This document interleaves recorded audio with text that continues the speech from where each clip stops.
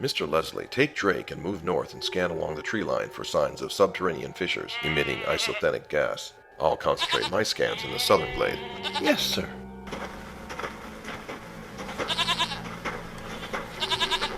It's good to be back aboard the Enterprise. So, Hikaru, you were going to make a presentation to the head of Starfleet Tactical about your new idea to tie warp power directly into the phaser circuits, weren't you? Yes. The presentation was scheduled for last week when I was at Starbase Archer for Weapons and Tactical School. So, how was the presentation? I kinda heard through the grapevine that you failed to get approval. Are you sad that they didn't go with your idea? Oh, it doesn't matter that my presentation of the idea failed to convince them. Oh, okay. And it was Lieutenant Stevens who wrote the briefing materials who actually made the presentation that failed. Is that right? Sure. Plus, you can't consider it a failure since the presentation never really took place, since the meeting was canceled at the last minute. I see. That's okay then, I guess. That's right. Excuse me, gentlemen, I couldn't help overhearing. Yes, sir? The reasoning you are employing, Mr. Sulu, is not logical. In fact, you're exhibiting the fallacy of Kettle logic.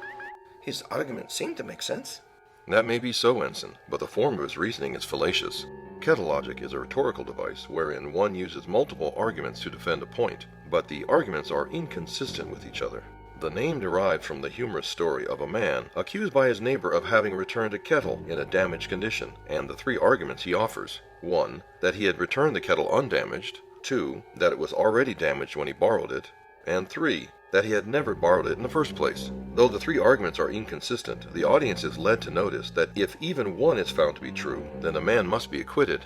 Mr. Sulu, you exhibited Kettle logic when you argued that you didn't fail the Tactical Review Board by stating that it didn't matter that you failed, that Stevens made the presentation that failed, and finally, that the meeting was canceled, so no presentation was even made. Thank you, Mister Spock. Yes, I should rethink what I'm trying to say. That would be best. Even if an argument seems to make sense, it cannot be valid unless the form is valid, and that it does not exhibit one of the logical fallacies such as Kettle logic. It's only logical.